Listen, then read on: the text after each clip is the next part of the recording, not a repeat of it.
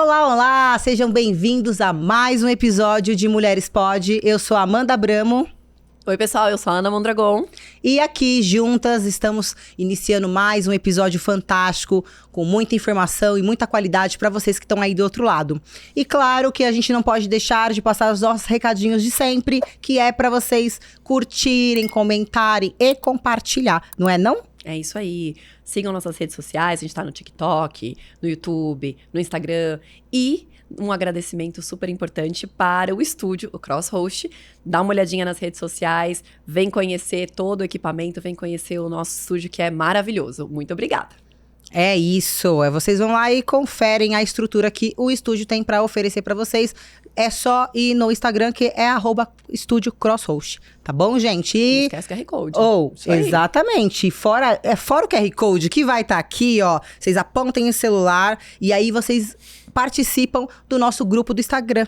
Do WhatsApp, que lá vocês conseguem receber todas as informações, episódios que vão saindo, assim como se vocês forem no nosso canal também e se inscreverem, ativarem as notificações, também vão estar recebendo assim que saírem os nossos episódios novinhos e fresquinhos aí pra vocês aí de casa. É isso aí. A nossa convidada de hoje é uma mulher empoderada. Ela é ex-advogada, sim, gente, ex-advogada, atual empresária e DJ, uma referência na música eletrônica brasileira. Eu tenho a honra de convidar a Annie Luiz.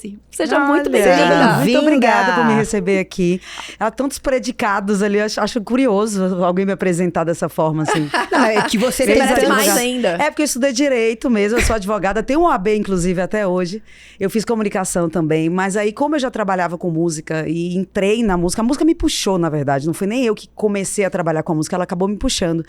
E aí depois eu entrei nesse universo e foi aos pouquinhos que eu fui tendo essa vontade de empreender mais. E aí entrou essa outra área da minha vida também, que é de empresariar pequenos negócios que eu tenho, mas são em várias áreas também. Agora, Annie, geralmente as pessoas que estão no ramo da música vêm de família. Aconteceu assim com você também? Meu pai era músico, meu pai é dentista.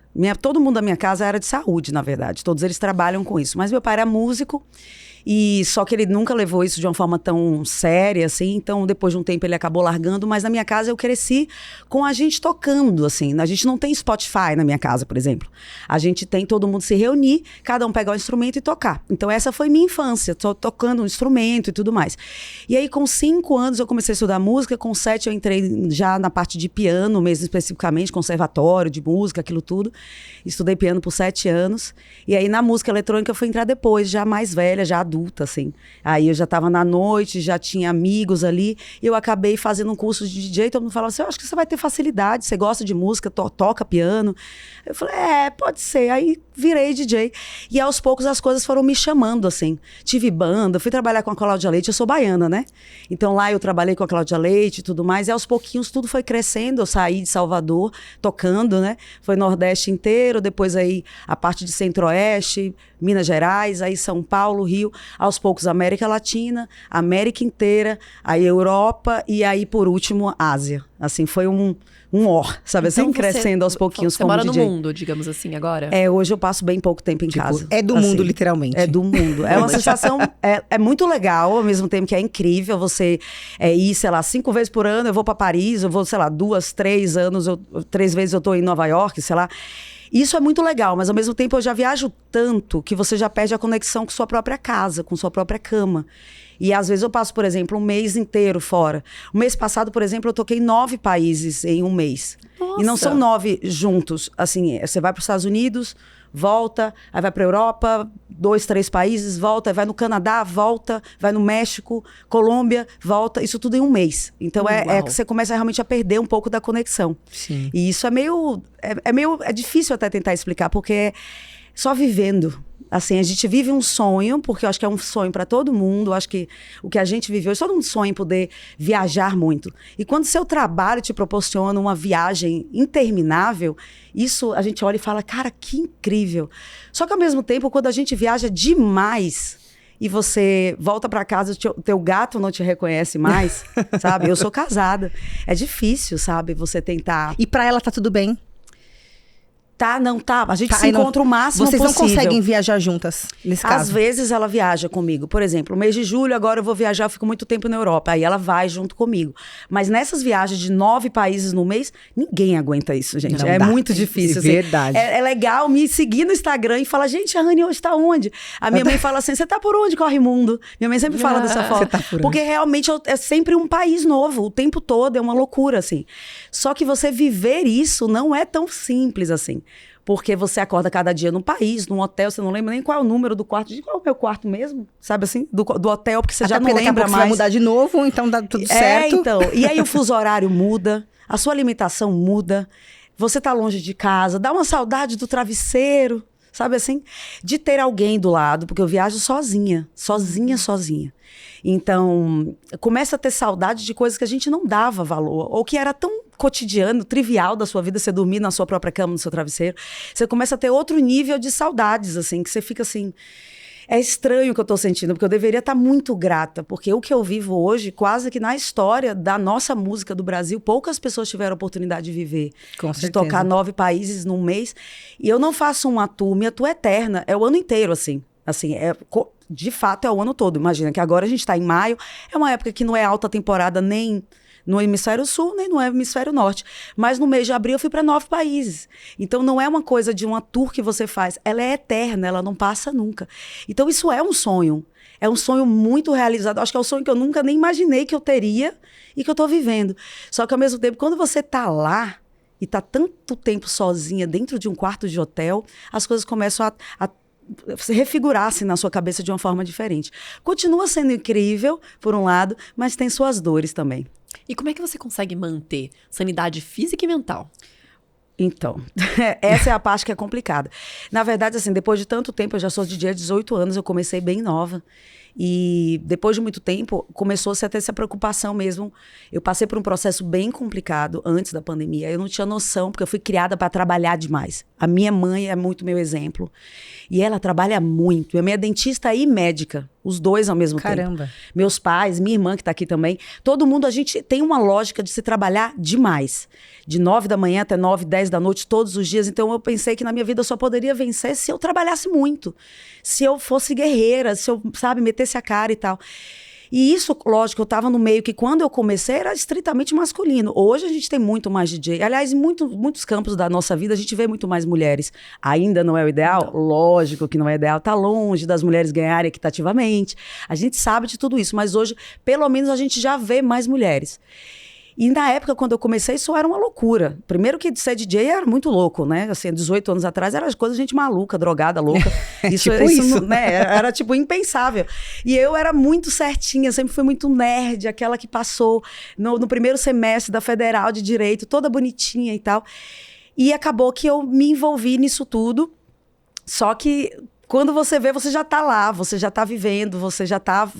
Sabe, aquilo tudo acontecendo na sua vida e só te resta realmente parar e decidir, será que é o que eu vou fazer mesmo de verdade? Será que eu vou botar essa garra? E foi o que eu fiz. Criada dessa forma, eu coloquei toda a intensidade que eu podia para poder fazer isso tudo acontecer e a mesma intensidade que eu levo hoje em dia para os meus outros negócios também, ver se eles acontecem, que aí a gente foi criando outras coisas. Na minha união com a Mônica, que é a minha mulher, ela veio com o outro lado, porque ela trabalha com moda há muito tempo. Há 14 anos, se eu não me engano, ela já trabalha com moda. E aí eu tinha vontade de criar coisas. Ela veio com essa conhecimento, né? Porque também não adianta só, eu quero criar uma marca de moda. Exato, como? Vou criar do nada. Assim, Como você cria, né? Tipo assim, não, as coisas não são assim. E ela já tinha uma parte de conhecimento do varejo. A gente montou uma marca. E montamos uma marca, a segunda marca, que também era uma marca de acessórios, de leque. E hoje, na verdade, a gente tá vendo essa moda toda de leque e o povo brinca comigo e fala Eu assim, adoro. olha, a culpa Nossa, é tua. A gente não, adora. eu ia falar que, A culpa é inclusive, tua. A você gente sabe adora. que uma das perguntas é sobre esse tal sobre o tal do leque, né? Porque assim, a gente é muito fã da música eletrônica, a gente ama. E a gente vai pra festivais, a gente vai pra rolê eletrônicos, vamos assim. E eu bato o leque. E tem alguns festivais que as pessoas ficam olhando com cara feia pra gente, como se fosse, sei lá, um ET batendo o leque. E eu queria te perguntar assim, dentro da sua visão, né? E já que você também trouxe muito isso pra cá, por que é que as pessoas em festivais, em alguns lugares, não gostam que as pessoas batem o leque? Olha, vamos lá. Deixa eu voltar mais do início da coisa assim. A gente sabe que leque tá ligado muito a outras eras da nossa humanidade. A gente tem leque na Ásia, a gente já teve leque. Já tem registro de leque até mesmo na África, no Egito. Tem várias formas de você pensar historicamente o leque. Só que o leque foi algo que eu comecei a usar em 2015 para 2016. Eu ganhei um leque de presente de uma pessoa que estava ali no público, assim. Aí eu brinquei, me sacudi e tal. Eu falei, gente, mas que legal isso, porque faz um vento, né? E com cabelo e tudo, eu gostei daquilo. E aí eu comecei a usar leque. Nos Estados Unidos, essa moda do leque, ela já existe há muito mais tempo que aqui no Brasil, na verdade. Lá tem várias empresas e ela já acontece há muito, muito antes da gente. E aí eu comecei a usar alguns leques, e as empresas nos Estados Unidos, eu toco muito nos Estados Unidos, né? Então eles começaram a me dar de presente, porque eu usava no palco. Só que o leque até então, aqui no Brasil, ele era muito ligado a drag queen.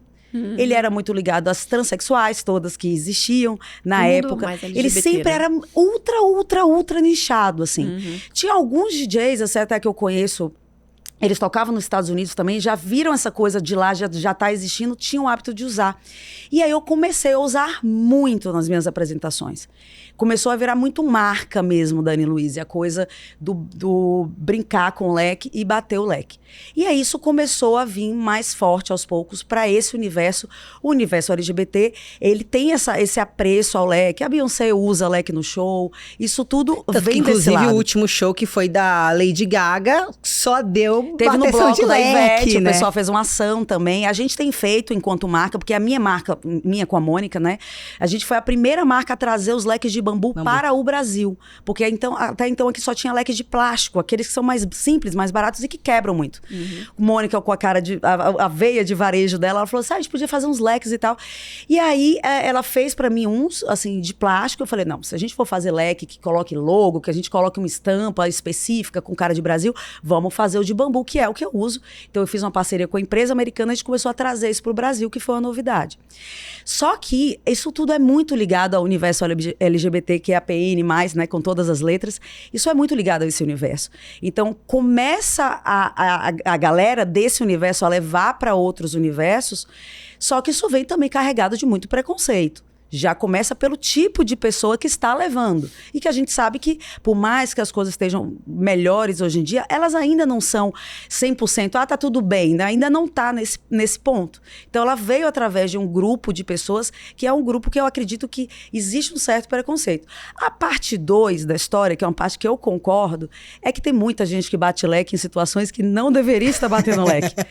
Eu gosto muito do me abanar com leque. Eu amo aquela coisa do vento, você tá numa festa, o Brasil é um país tropical, gente. Eu acho que combina demais o leque. A gente, nessas festas todas, aliás, de vários estilos, é calor mesmo. É muito gostoso você usar o leque, tá se abanando. É bom pros amigos todos em volta. Isso é uma maravilha.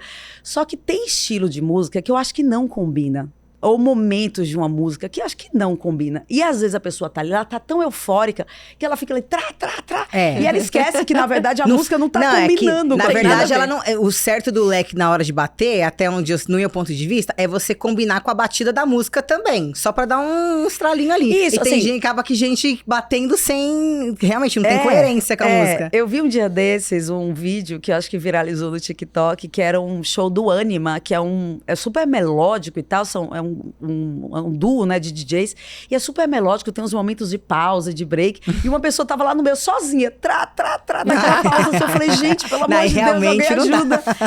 Agora, assim, como o universo da gente LGBT, ele é um universo de muita liberdade, um universo que as pessoas estão ali porque elas precisam se sentir confortáveis, às vezes elas não têm amparo dentro de casa, elas não tiveram aceitação, então elas estão ali para elas serem livres. Então você usar leque, teve uma época que foi moda de apito, isso faz parte do nosso universo e eu toco nesse universo hoje. Eu já pertenci a outro mundo, vim para esse e hoje eu sou muito feliz dentro desse universo e eu entendo esse utilizar do leque. As pessoas são muito mais livres com relação assim, eu quero bater leque, eu vou bater leque. Eu não sou das que bate muito leque. Eu acho que quando a música tá animada, você fazer um parou. Eu passo 4 vezes assim, parou. Não sou da que fica ali muito. Mas eu entendo também a reclamação de muita gente, porque às vezes a pessoa perde a noção de que você começa a incomodar o amiguinho, né? Que tá ali, às vezes ali querendo curtir aquela música que tá tão bonita e ela simplesmente fica alguém, no meio do nada, que atrapalha a sua energia ali, que você tá na imersão da música e tudo.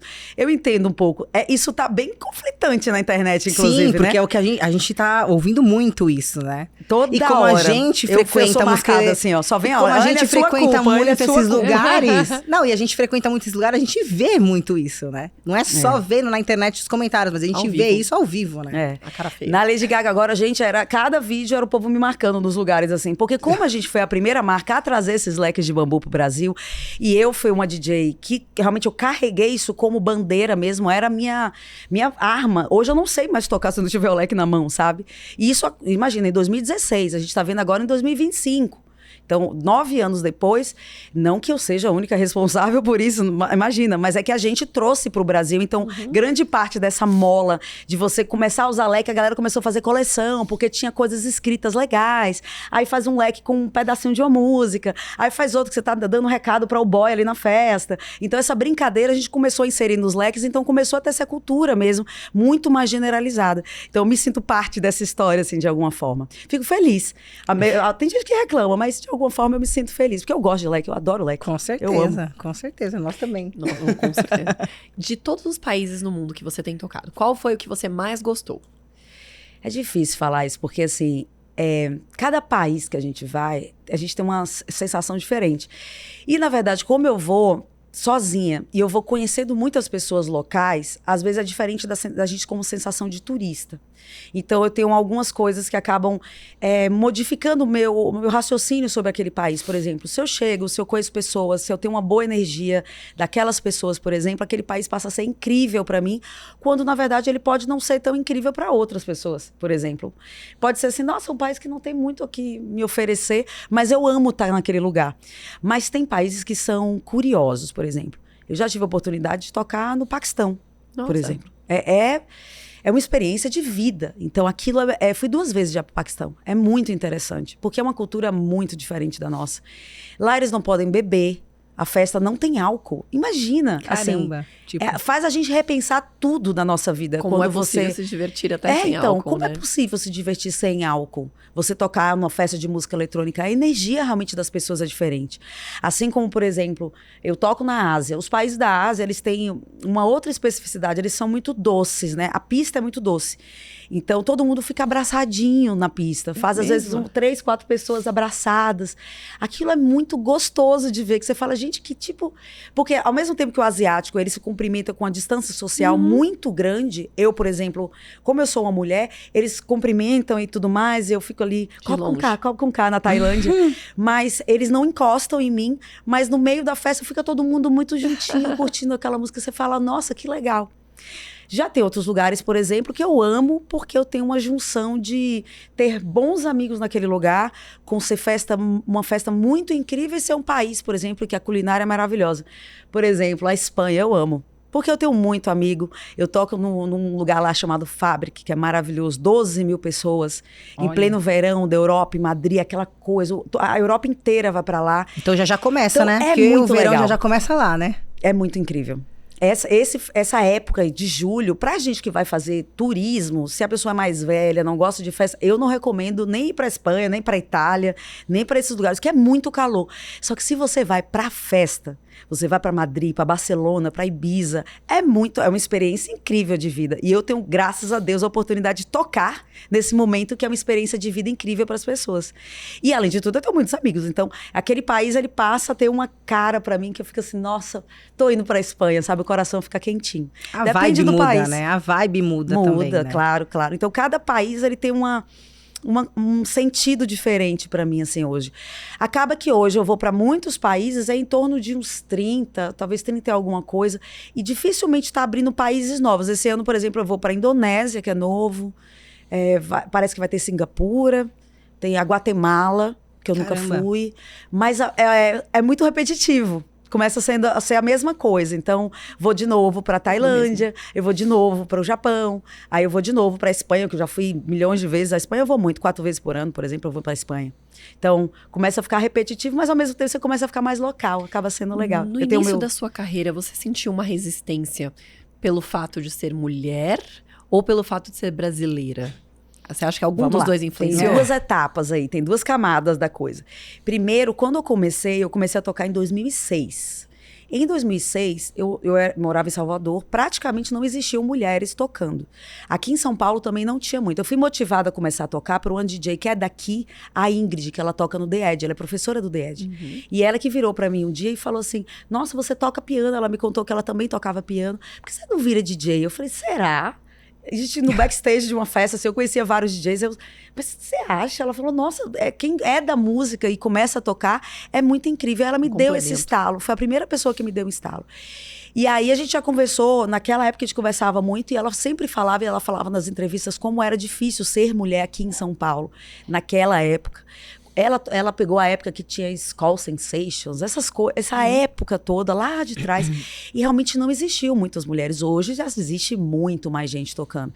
Eu peguei uma época em Salvador que as pessoas achavam que eu tava indo tocar num determinado evento, porque na verdade eu fiquei com o dono da festa. Ah, jura? Era. Você veio E foi uma época, era uma Exato. época muito louca na minha vida, porque foi a época que eu também comecei a ficar com mulher. Até então eu só aparecia com homem. E aí eu comecei a ficar com mulher, eu tava, tipo, num rolinho, e aí eu não queria que aquilo virasse nada público, né? Minha família tinha descoberto, foi super difícil esse processo lá com a minha família, inclusive. Então, eu não aparecia publicamente com mulher nenhuma, até então, durante, acho que meses, assim, um ano. E aí aquilo só corroborou pra tese de que cada festa que eu ia, porque eu era comidinha de alguém. E aí começou a ter essa história toda, e eu assim, gente, mas tipo assim, eu não peguei ninguém nessa história. É porque, na verdade, eu já vinha de música, eu já comecei a tocar com mais facilidade, porque aqui quem tem esse histórico em música, óbvio, é como se fosse mais um instrumento que você aprende. Então, eu que já vinha de tocar piano, já tocava um violãozinho, já tocava instrumento de percussão, aprender a tocar como DJ foi mais uma das coisas. É talento. Então, foi rápido, assim. E é uma coisa muito de criança, você já tem aquilo... Ouvido É como se você preparado, né? aprendesse a cozinhar com seu pai, que é cozinheiro, e aí você vai aprendendo a cozinhar pratos e coisas novas ao longo da sua vida. Quando você tem 20 anos, obviamente você tem mais facilidade. Claro, a mesma coisa aconteceu comigo. E aí eu comecei a crescer rápido naquilo ali, de tocar. Eu fazia 3 faculdades na época, na verdade. Uau! Porque Caramba. eu fazia, de manhã eu fazia Direito na Federal, de tarde eu fazia Relações Públicas na estadual de lá, e de noite eu fazia, porque tinha a SPM, tinha uma filial em Salvador, eu fazia publicidade à noite. Nossa. Só que essa daí meus pais falaram, não, você quer fazer essa faculdade de maluco aí? De maluco. Faz então a outra de tarde, que é de graça. Que eu queria fazer comunicação, eu gosto de comunicação, eu gostava dessa área. E aí eu acabei ficando só fazendo Relações Públicas à tarde e Direito de manhã. Aí deixei a terceira. Mas nisso eu conheci um monte de gente. Eu que sempre fui a tímida, era uma época que eu estava começando a melhorar, assim. Eu sempre fui muito nerd e muito tímida, muito excluidinha.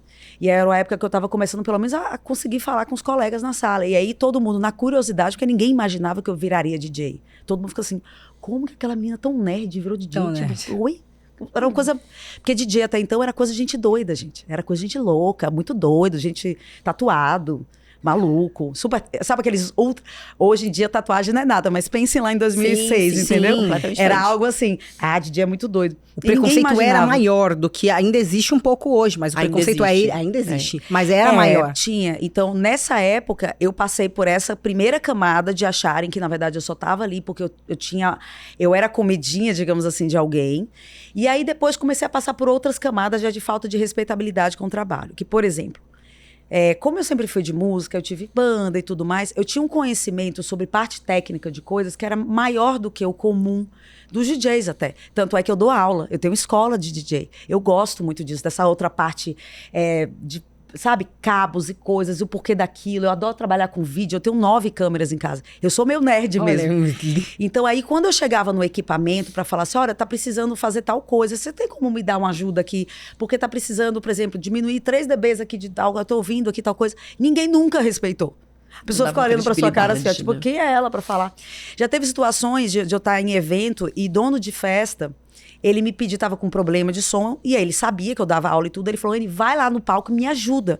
E eu sou a chamada, tô no meio da festa, alguém chama pra poder eu ir no palco pra resolver alguma coisa que às vezes ninguém da técnica tá conseguindo resolver, porque eles entendem mais de som, eu entendo mais de CDJ, que é o nosso equipamento.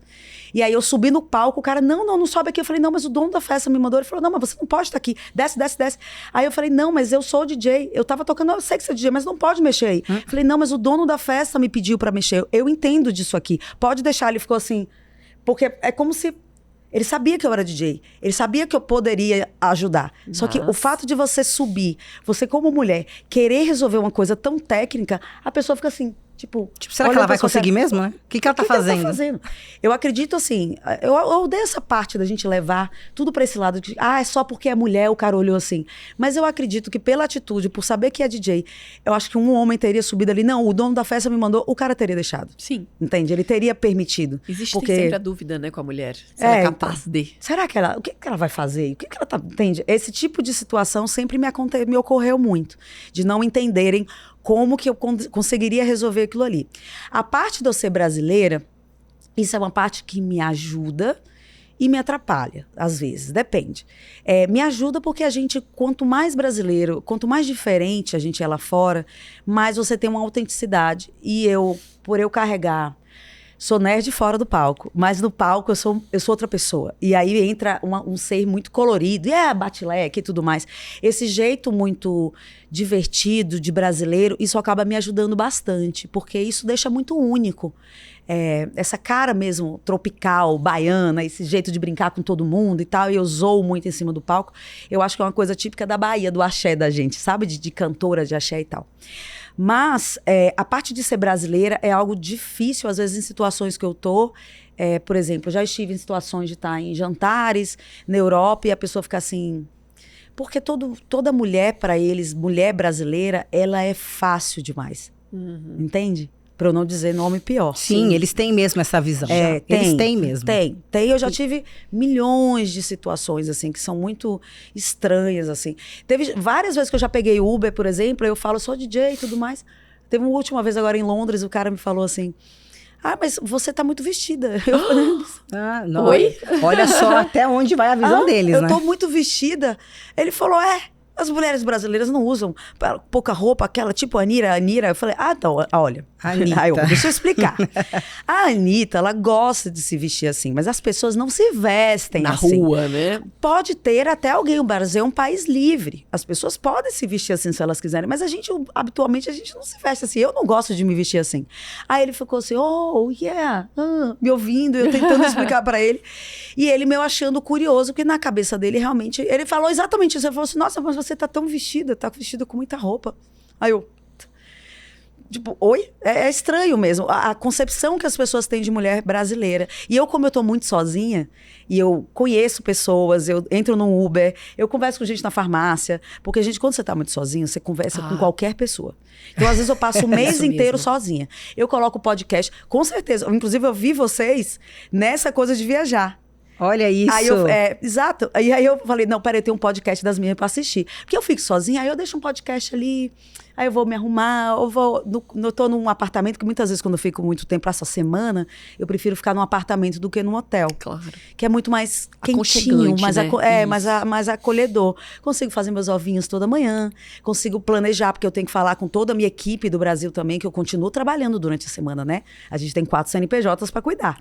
Eita, então aí, nisso, eu tenho tá bom, ela no final de semana ela é DJ, mas durante a semana ela tem também os outros negócios. Então aí eu consigo me centrar melhor. E aí, às vezes, no momento assim, XY, eu coloco um podcast só pra eu sentir que tem gente conversando. Uma vozinha. Acreditem, ali, né? Tem que ser, porque também ficar muito sozinha é ruim demais, não dá. Bate uma depressão, bate um pouco de depressão. Bate muito. Eu vivi um processo bem complicado antes da pandemia. Hoje eu tô com... Vocês perguntaram e eu acabei não falando. Hoje eu tenho uma Ju, que ela tá no meu pé pra me cuidar, pra treinar, academia e tudo mais. O máximo que eu consigo aqui no Brasil, ou ela faz a distância comigo, porque virou uma coisa de saúde mesmo, de necessidade. Importante. E a parte... psicológica, eu tenho a Thalita, minha vida é toda rodeada de mulheres, gente. Até pra trabalhar, a equipe de produção é muita mulher na minha vida. E ainda tem gente que ainda tem preconceito de mulher trabalhando, pelo amor de Deus. Olha, eu já tive a oportunidade de contratar muita gente. A gente é suspeita de falar que gostamos de trabalhar com mulheres. Eu gosto muito, na minha equipe, por exemplo, dos eventos, né, que um dos CNPJs é produzir eventos. A gente faz festas que, assim, são festas para 4, 5 mil pessoas, então a gente precisa de uma equipe muito grande de trabalho. A gente já testou muitos homens trabalhando. Tem homens que são incríveis, óbvio, a gente vai pegar as pessoas pela capacidade delas. Mas hoje a equipe da gente ela é formada por muitas mulheres entre cis e trans, e elas são incríveis, porque as mulheres, quando elas conseguem ser organizadas, elas terem atitude, elas têm uma doçura que os homens não têm. Então elas dão plus, sabe assim? homem, é difícil ele conseguir ter essa doçura. Ele se torna organizado, ele tem atitude, mas a doçura é difícil o homem chegar, porque ele é criado, às vezes... É lógico, né? Ou na vida dele, ele é criado pra ter aquela coisa ser papum demais. É num simples detalhe. A mulher E já as tá à mulheres frente. não. Todo mundo, assim, os outros DJs, que são colegas, quando eles vêm tocar pra gente, eles falam, nossa, mas como é gostoso, a gente sente, tipo assim, acariciar, porque é muita mulher trabalhando. E aí, claro, a gente teve que testar um, testar outro. Tem alguns homens que trabalham? Tem, mas assim, a grande maioria é mulher. Porque a gente consegue trabalhar numa harmonia, mesmo tendo problema demais. Todo mundo é muito unido, assim. A gente fez uma última festa agora, que foi uma das mais difíceis que a gente fez. E aí, no final, eu falei com a equipe inteira, eu falei, gente, mas que incrível a gente viu, com tanto problema, com tanta coisa, todo mundo trabalhando numa uniformidade, assim, todas elas muito felizes e falam, não, vambora, gente, vambora. Porque é difícil trabalhar com evento. Os eventos nossos são muito longos, você fica muito tempo sem dormir. Agora, acaba que se você tem uma equipe que ela é muito boa e muito unida, muito gostosa, sem briga mesmo, já é outro universo. É uma das coisas que eu zelo. Minha vida, o máximo de paz que eu consigo ter, eu realmente eu faço, assim, para qualquer coisa na minha vida, porque isso consegue deixar a minha vida um pouco mais equilibrada, já que eu fico tanto tempo fora de casa, já que tem 4 CNPJs para tomar conta. É cuidar de corpo, mente e alma. Eu sempre falo dessa tríade. Eu falo, a gente não pode sobrecarregar nenhum dos polos. A gente precisa prestar atenção para que a gente não... Se você deixar a mente descuidada ali, você vai carregar a sua alma, vai ficar triste, seu corpo vai começar a adoecer. Então, esse equilíbrio é o que eu tento manter e que eu descobri com a pandemia. A pandemia, ela me salvou. Foi uma época muito difícil para todo mundo. Perdi muito dinheiro, muito, porque tudo que eu tenho hoje... Parou tudo, né? Parou. O setor de entretenimento foi o primeiro a parar e o último a voltar. Eu não queria tocar em festas clandestinas, então eu demorei muito tempo para voltar efetivamente a tocar. Eu fiquei 5 meses em casa, eu e a Mônica, sem ver ninguém. 5. Nossa. Absolutamente ninguém, só eu e ela. E aquilo foi muito bom para mim, porque me salvou. Eu vivi um processo muito depressivo antes. Eu só chorava, eu vivia essa montanha-russa, eu fui criada para vencer, com muita garra. Minha família é uma família de vencedores. Minha mãe foi a primeira que fez uma faculdade, por exemplo, entre os irmãos dela, sabe esse tipo de coisa? E fez 2. Minha mãe é dentista e médica. Então eu fui criada com esse nível de garra. E eu falei, eu não posso fraquejar, eu não posso fraquejar. Só que a gente não percebe, a gente adoece. Sim, até porque a gente se cobra demais. E se cobrar demais também é muito ruim. Isso faz muito mal pra gente. Chegou uma hora que eu estava doente, eu não estava tendo consciência do meu nível de doença mesmo. Porque eu fui me dar consciência disso tudo quando eu percebi que as coisas que eu amava fazer, elas não tinham mais nenhum tipo de graça. Eu tava com a minha irmã, tava com a Mônica e falava, não, vamos levantar que a gente vai jantar ali, tá? Eu, tá. Tipo... Não quero. Não tinha vontade mais. Pra nada, absolutamente nada. E isso tudo é o excesso de tudo, né? Do que eu tava vivendo. Então, como a pandemia me parou, eu voltei mais pro meu eu, né? Dentro de casa, quietinha. Voltei para minhas nerdices, estudei muito. Eu lia tudo, eu estudava tudo em inglês, português. Eu fiz todas as coisas que eu queria. Aprendi muito sobre vídeo, fazia transmissão ao vivo. Trabalhei fazendo transmissão para outras pessoas de vídeo, inclusive. Isso tudo me deixou no meu centrozinho de novo. E aí, quando eu fui voltando agora eu já estou voltando com outra cabeça, cuidando um pouco mais para que eu não volte a adoecer, que eu acho que isso é uma grande lição para... Não só para mim, mas para muitas mulheres. Eu acho que a gente, quando resolve empreender, é 24 horas. Você não tem paz, na verdade, quem empreende, né? Quem tem negócio, você não tem paz. Não. No meu caso, como a gente tem negócios em várias áreas, eu tenho um Pior negócio... ainda. DJ, que é artista, né? E é música, então tudo vira uma letra de música, tudo vira... Saí da terapia, tô chorosa, escrevi uma letra de música. É isso aí, tá acontecendo isso. Tem a parte de produção de evento, que a gente faz tudo com muito tema, sobre experiências e tudo mais, então é outra parte. Tem uma marca de roupa, então é outra parte. Tem uma marca de leque, é outra parte. Outra e eu coisa. tenho uma escola de DJ. Cara, que é outra coisa. Que é outra coisa. E um canal no YouTube. Não, aí tem dentro da Anne Luiz. Ela ainda acha tempo. Ainda acha tempo. Dentro da Anne Luiz e tem essas outras coisas, porque chegou um ponto, depois dessa coisa da pandemia, que eu falei assim, eu não posso só estar nessa, rodando o mundo sem ter nenhum propósito. E eu já tinha a coisa do propósito comigo, que eu me tatuei aqui de Missionary of Happiness, em inglês, que é missionária da felicidade. E surgiu tudo isso exatamente desse momento muito difícil da minha vida. Não foi feliz. Eu estava muito mal dentro de um avião e eu me questionei. Eu falei, gente, por que eu tô fazendo isso comigo?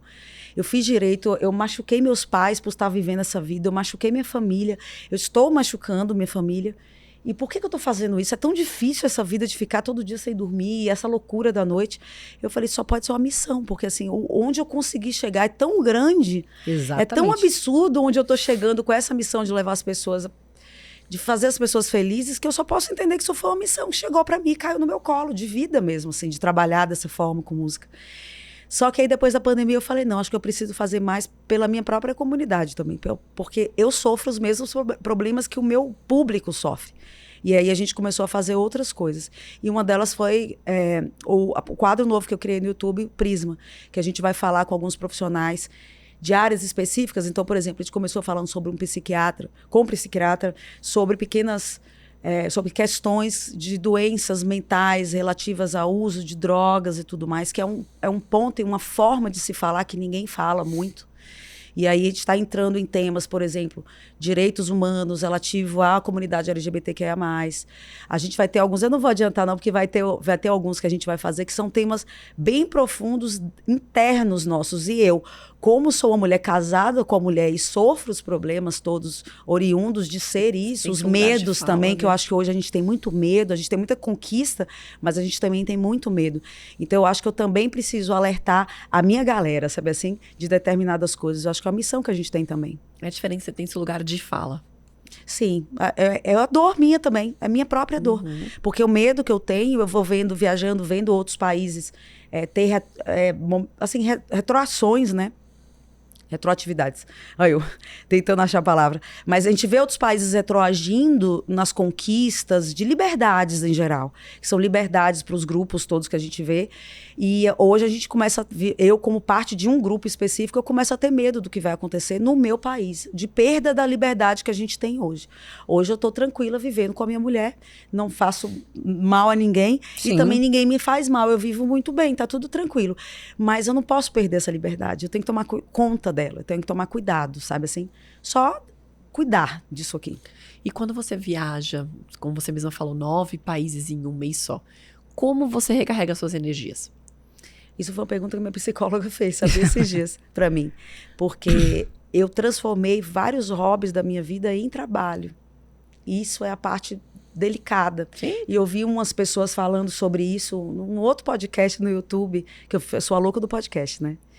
Falando sobre exatamente quando você transforma o seu lazer em trabalho, como você fica nisso tudo. E eu, por exemplo, eu gosto de vídeo, eu transformei isso em trabalho. Eu gosto de música, eu transformei isso em trabalho. Eu adoro mexer com comunicação, internet, marketing, branding, eu transformei isso em trabalho. Então, eu tô procurando hobbies, sabe assim?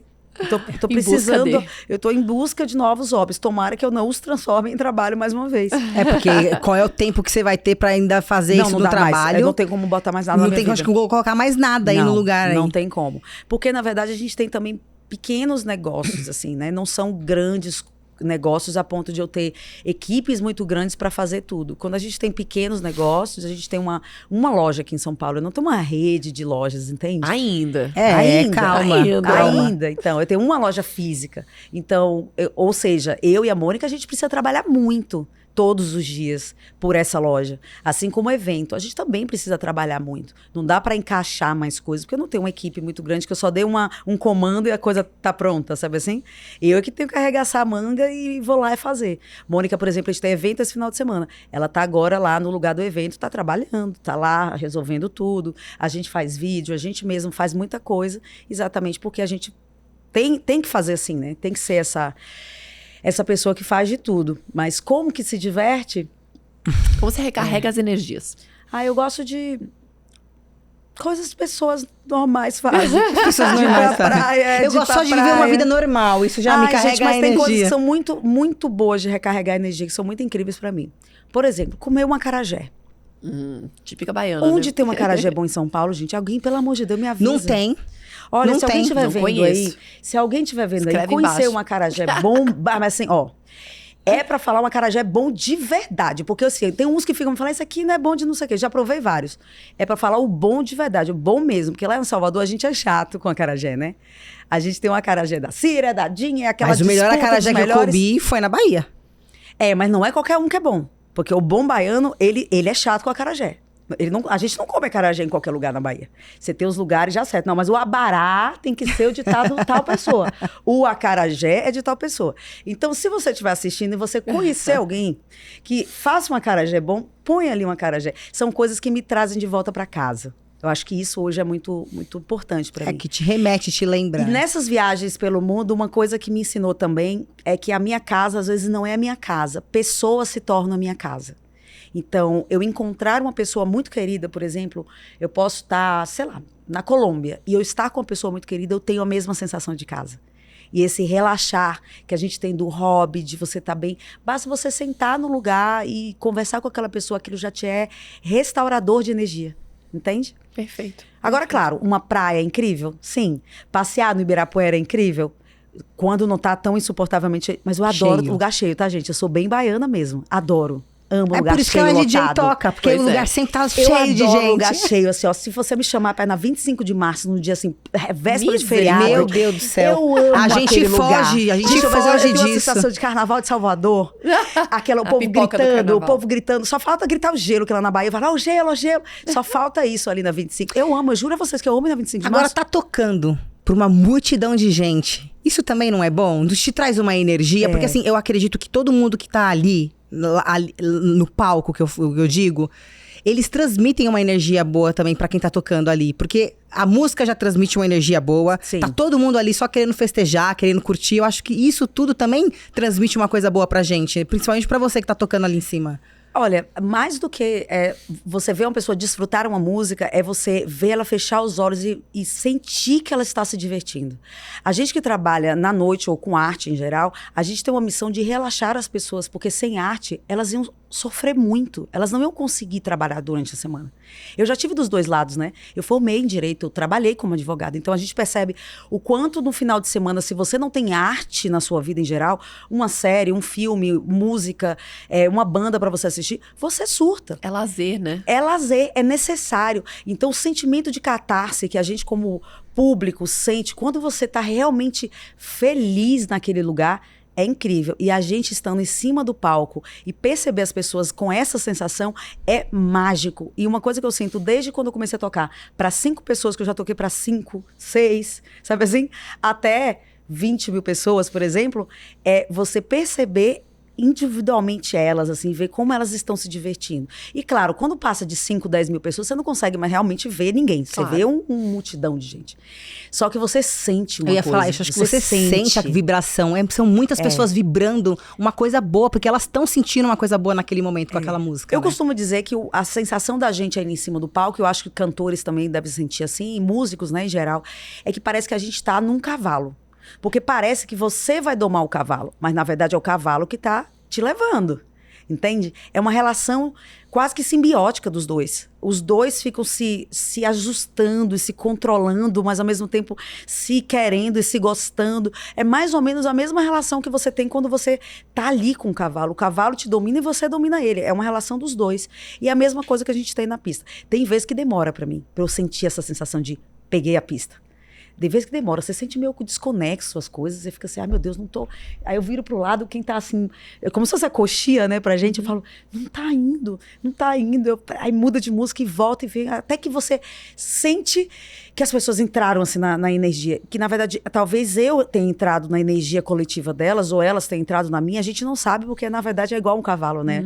O cavalo te leva e você também leva ele. É mais ou menos a mesma coisa. E é incrível sentir isso do palco. E diz uma coisa, Imagino. como você escolhe as suas músicas? Como é esse processo? Primeiro a gente vem do processo de produção daquela música, né? Eu falei pra vocês que eu tô escrevendo coisas e tal. Isso foi ideias de terapias e tudo. Começa a escrever e tal. E eu acabo falando muito inglês e espanhol, porque quando eu tô nesses países, eu só falo nos idiomas dos países, né? Eu estudei 2 anos de francês. Espanhol eu aprendi muito na rua. Graças a Deus tá melhorando bastante. E inglês também. Então você começa também a raciocinar mais naquele idioma.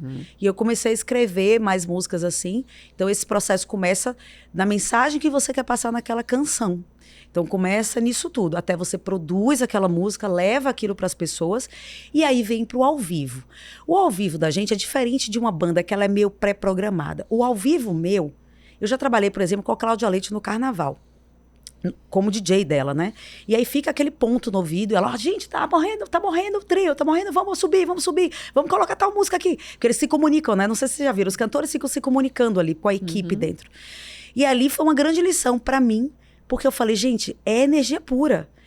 É exatamente isso. O Carnaval de Salvador é uma grande lição para todos os cantores falam do quanto é difícil e tudo mais, mas a gente que está dentro do processo, a gente vê o quanto é realmente delicado quando você pensa energeticamente as coisas. E ali eu aprendi demais, lidando com o axé mesmo ali, na prática ali ao vivo. Eu pude aprender muito. A gente já foi fazer música com Carlinhos Brau, já fiz muita coisa. Então, eu aprendi muito com eles. E aprendi sobre essa energia. Então, quando eu vou tocar, eu não vou com as coisas prontas. Eu sei a minha intro, às vezes é a minha segunda música, porque é no mesmo tom da primeira. No mais, é olhar o povo e ver o que eles precisam. Sentir o que eles querem ali, O que vocês precisam de mim? Vai. Eu sou serva do público, na verdade. Eu tô ali trabalhando para eles. Que demais. Tô trabalhando para que as pessoas se divirtam. Então eu tenho que olhar para as pessoas. Isso é legal, porque tem DJ que chega lá, põe lá. Pendrive, pronto. Põe lá o pendrive e acabou. Assim, não importa se a pista tá animada ou não, se ele tá vendo cair ou não, ele continua tocando o que ele planejou, né? Gente, é um mundo de muito ego, assim. É um mundo que te colocam seu ego acima de qualquer outra coisa. Tem esse problema na noite, na música, nas artes. Só porque você tá num palco, as pessoas começam a te tratar diferente. Isso é meio estranho pra mim, porque é mais uma profissão. Assim, como qualquer outra. E as pessoas endeusam muito. Obviamente, eu entendo. Às vezes, no início, eu achava graça. Pô, eu vinha pedir foto, eu ficava assim, gente, tá pedindo foto comigo. Porque eu não acreditava muito. Com o tempo, eu fui entendendo, assim. Hoje, a minha vida é tirar foto o tempo inteiro. Assim. Às vezes, eu me acordo num avião, por exemplo, pra tirar uma foto. Eu já entendi isso, mas ao mesmo tempo, eu fico assim, gente, eu sou igual a você, fique tranquilo. Vou fazer esse registro com você, porque as pessoas que eu gosto, eu também quero ter um registro de um momento que eu tive com elas. Isso é muito legal. Mas essa coisa do ego ali faz as pessoas, às vezes, ficarem muito cegas. E eu falo isso porque eu já passei por um outro momento de ego. Essa época em que eu tive banda na Bahia, eu tive a oportunidade de trabalhar com muita gente grande lá, a minha banda cresceu muito, chamava On The Floor, a gente era uma banda de música eletrônica. E chamou a atenção de Carlinhos Brau, de pessoas incríveis e tal. E aí eu vivi muito nova, né, 23 anos eu tinha, sei lá, aquela coisa do ego de todo mundo. Eu que era uma nerd, imagina, da escola, aí todo mundo queria ficar comigo, eu podia pegar o boy ou a mulher que eu quisesse, todo mundo, sabe aquela coisa que tá na televisão? Nossa, então o ego, ele vai. Quando eu saí da banda, mudei pro Rio de Janeiro e que tudo caiu e acabou e ninguém me conhecia mais.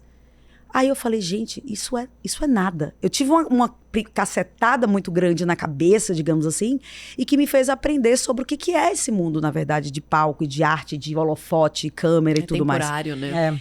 E aí eu voltei pro zero de novo, para uma situação em que ninguém me conhecia, fui pro Rio de Janeiro, e aí quando eu comecei a crescer de novo, que foi quando eu saí desse universo mainstream do comercial e eu vim pro universo LGBT mesmo, do tribal, que eu faço parte hoje, eu fui começando do zero ali de baixo, mas quando a Annie Louise cresceu muito, e hoje eu tô na posição de tocar não só nos maiores festivais do mundo, mas no melhor horário do melhor festival do mundo. Cresceu muito a Annie Louise, é absurdo que eu cresci.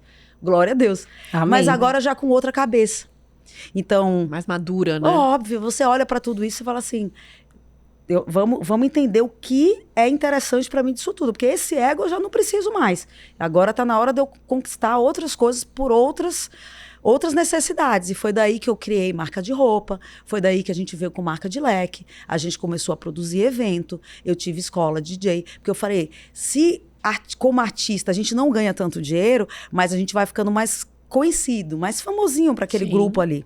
Então vamos criar outros negócios para a gente dar suporte, até financeiramente, para que eu garanta um futuro para mim e que seja legal. Também não desejo nada demais, mas é que o mundo da noite, da arte, parece um dinheiro que o povo na noite brinca, que é muito engraçada essa expressão. Parece dinheiro de droga. Eles falam isso. Dinheiro de droga. Porque é muito engraçado, porque parece que o que você ganha, você perde. Você ganha, você perde. Porque hoje a gente vive um universo que a necessidade de exposição, de você fazer foto, vídeo, tudo. Acho que qualquer mulher que seja empresária de pequenos negócios vai entender o que eu tô falando. Porque todas as empresas pequenas estão enlouquecidas, porque tem que produzir conteúdo.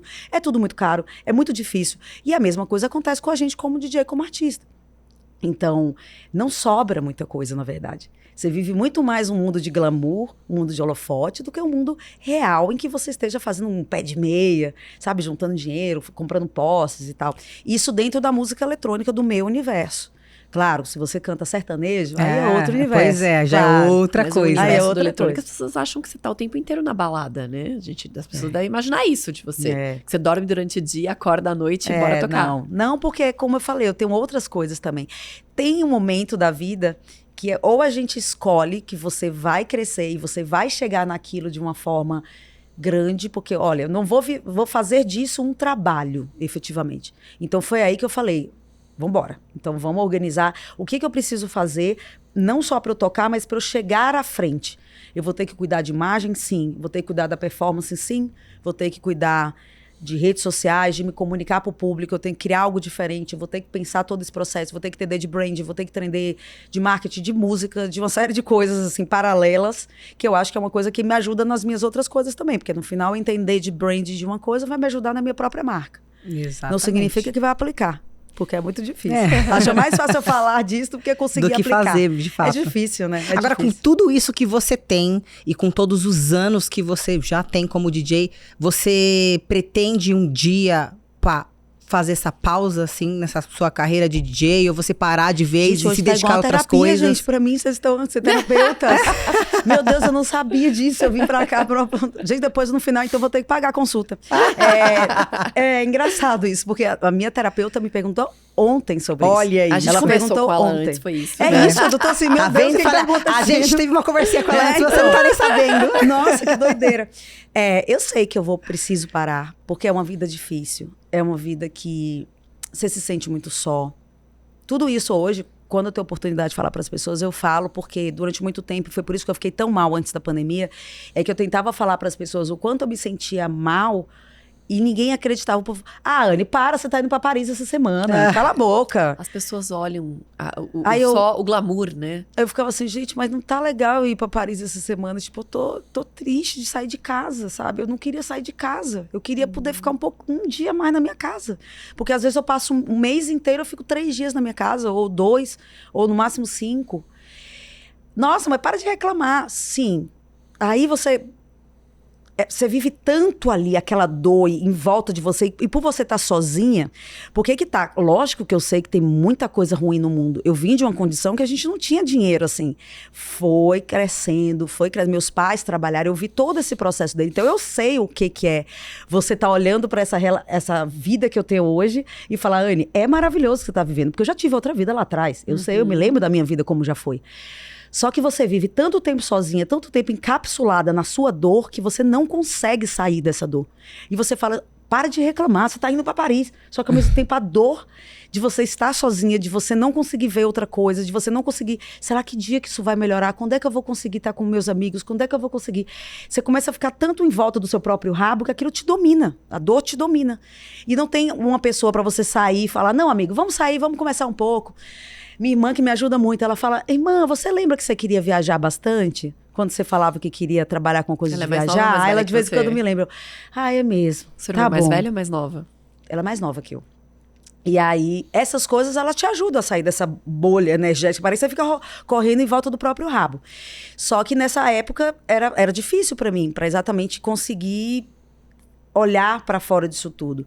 Olhar e ver uma coisa que eu voltei a ter, que é essa gratidão. De falar assim, Anne, que incrível. Olha bem, eu já nasci em Salvador, mas meus pais são de cidade do interior da Bahia. Meu pai é de uma cidade que tem 5 mil pessoas, o município inteiro, sabe assim? Caramba. Pequenininha. Muito pequenininha, de Jussiape, interior da Bahia. E um lugar que, na época, quando eu era criança, você via a terra rachar mesmo, assim, sabe? É um lugar muito difícil no interior da Bahia e tudo mais. E eu vim dessa realidade. Eles vieram crescendo, aí foram para Salvador, começaram a trabalhar. Eu passei por todas essas fases, todos esses processos. E olhar para mim hoje e falar, Anne, você tá rodando o mundo, assim, tocando. Isso é muito incrível. E eu voltei a ter essa gratidão. Quando alguém vem me pedir uma foto, eu falo, ai, que lindo, a pessoa tá pedindo registro comigo.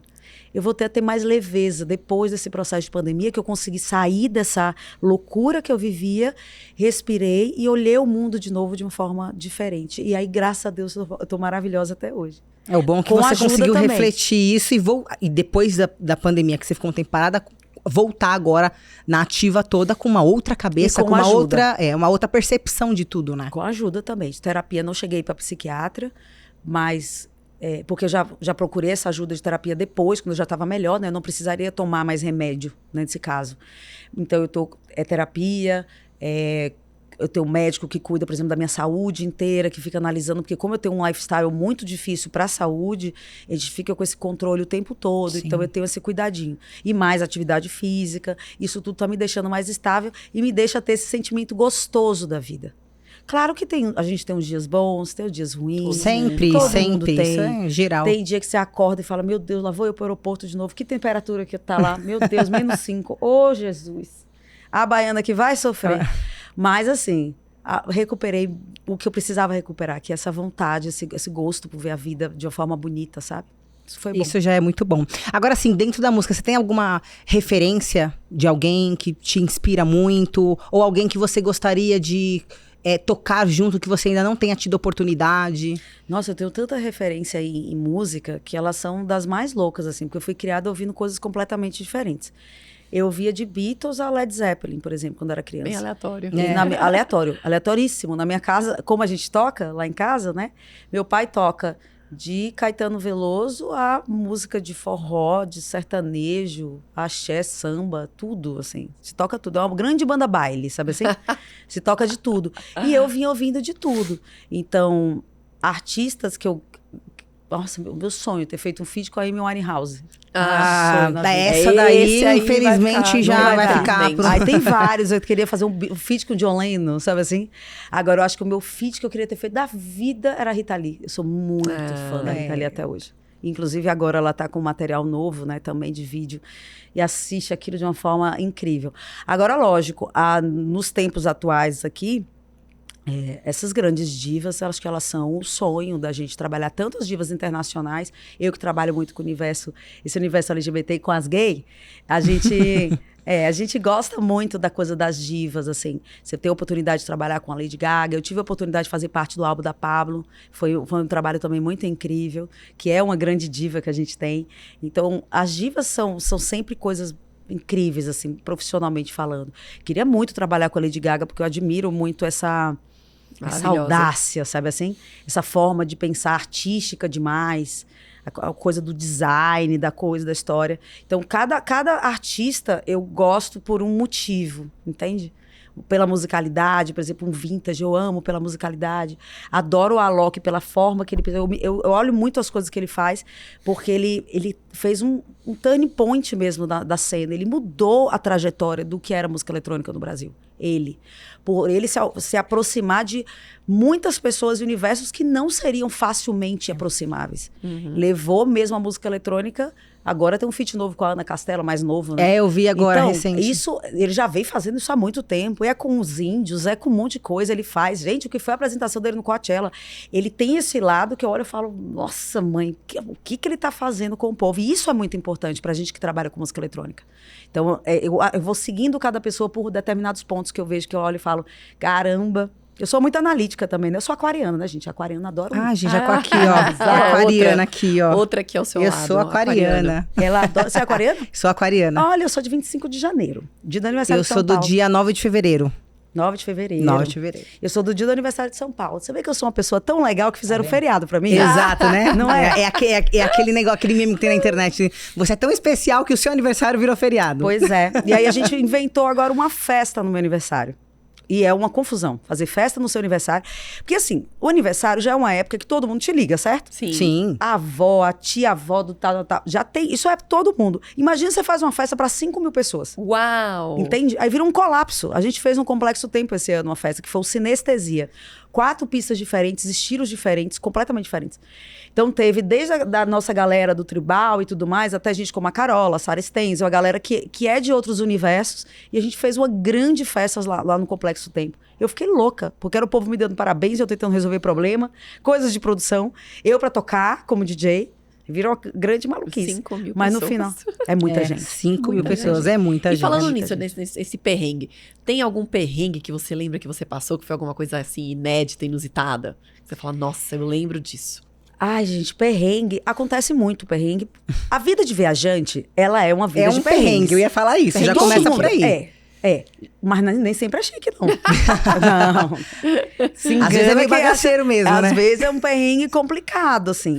Porque a gente, hoje em dia, não, que a Ana Luísa cresceu muito. Então, quando eu saio, as pessoas já presumem que eu preciso de mais estrutura, que eu preciso de motorista chique, sabe? Carro muito mais sofisticado. Já me colocam em situações melhores que a Ana Luísa cresceu. Mas eu não comecei desse ponto. Eu comecei tocando em lugares que, para você chegar, era estrada de terra mesmo. Era bem difícil. Levava o próprio equipamento, montava, fazia festa em lugar de terra. Quando terminava, o equipamento tinha que abrir inteiro para poder limpar, porque tava... Eu comecei e fiz muita coisa lá atrás até chegar a Ana Luísa. A gente tem uma história, né? O povo vê já do topo da coisa. Mas existe muito perrengue quando a gente começa a viajar muito e com pouco tempo em cada cidade, que, por exemplo, some mala. Não chega mala. E aí, é uma coisa que acontece com todo mundo? Acontece. Só que no meu caso, como eu fico às vezes 1 dia ou 2 em cada cidade, isso se torna um grande colapso, porque nem as empresas aéreas conseguem depois me achar para entregar a mala, caso ela seja localizada. Vai virando a maluquice. E teve agora no ano passado, não, 2023 para 2024. Eu cheguei em Madrid e eu saí rápido de Bangkok, eu toquei em Bangkok no Ano Novo. Toquei em Bangkok e fui direto para Madrid para tocar. E aí eu cheguei em Madrid e minha mala não chegou. E meu figurino era muito grande, não tinha como eu colocar na mala de mão. Porque geralmente eu faço isso, eu tenho que botar uma roupa na mala de mão, porque eu sei que ela pode não chegar. E aí o figurino era muito... o figurino era pro dia seguinte. O figurino tava na minha mão, só que aí eu fui... Na mala de mão eu coloquei uma camisa, uma calcinha, tipo as coisas básicas, mínimas, para eu sobreviver. E a mala não chegou. Então não chegava meu figurino, não chegava mais roupa. E qual é o problema? Não é como São Paulo. São Paulo é uma das cidades que mais fica aberta tudo 24 horas do mundo. Porque Madrid, por exemplo, chegou no Ano Novo, fecha tudo. Não existe absolutamente nada aberto. Não tem nenhum tipo de negócio aberto. Os restaurantes, as coisas ficam abertas, a rua. Mas não é como São Paulo, que a gente encontra... Gente, São Paulo é uma vida que não existe. Eu que sou viajante... Eu falo isso direto. Eu sou pedidora de aplicativos de comida, por exemplo, no mundo todo, né? Eu sou aquela que acaba... Quando eu tô sozinha, eu acabo pedindo tudo. A cidade onde você mais encontra o que pedir, o que comer de madrugada, em qualquer horário, precisa de uma gráfica, terça-feira, 4 horas da manhã, São Paulo. Tem várias pra escolher. Se vasculhar, acha? Tem várias. Eu falei semana passada. Não, eu falei semana passada. Falei assim, gente, São Paulo, eu não conheço todos os lugares do mundo, mas São Paulo é um dos que... Tudo que você precisar, se você vasculhar na madrugada, você consegue. Com certeza. Eu quero comer comida árabe, terça-feira, 3h30 da manhã. Tem. Acha? Quero comer... Tem. É porque a gente é um país, São Paulo é uma cidade muito grande, num país que tem muita gente que precisa trabalhar. Então, e outra, a mão de obra aqui, ela é mais possível, porque nos outros países é muito caro. Então, o pessoal prefere fechar porque tem pouco pedido, né? A gente aqui não. E a gente aqui se acostuma, viver em São Paulo se acostuma com essa vidinha que você corre atrás de tudo e tem, né? Verdade, né? Aqui, a gente tá mal acostumado. A gente tá bem mal acostumado. Facilita a nossa vida também isso, né? É que eu sou de Salvador, né? Lá é diferente a realidade. Quando você vem pra cá, eu volto pra lá, eu falo, meu Deus, isso é verdade, né? Tô em Salvador.